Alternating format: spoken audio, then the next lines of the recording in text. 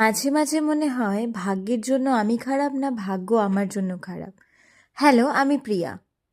ভাগ্য বলতে সাধারণত জীবনের সেই অদৃশ্য শক্তিকে বা পরিস্থিতিকে বোঝায় যা আমাদের চেষ্টা ছাড়া কখনো ভালো ফল দেয়, আবার কখনো কেড়েও নেয়। আমরা অনেকেই মনে করি যে ভাগ্য জন্মের সাথে নির্ধারিত, তাই না? আবার অনেকের মতে পরিশ্রম আর সিদ্ধান্তই ভাগ্য গড়ে তোলে।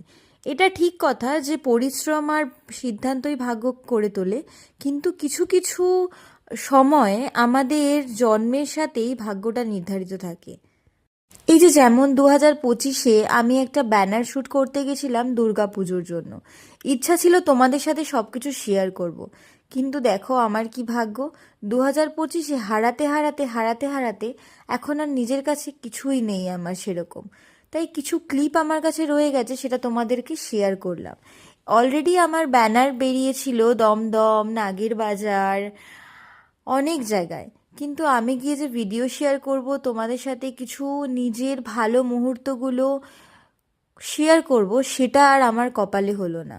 ওই জন্য বলে সময় কি দেবে আর কখন তোমার থেকে কি কেড়ে নেবে সেটা একমাত্র সেই জানে।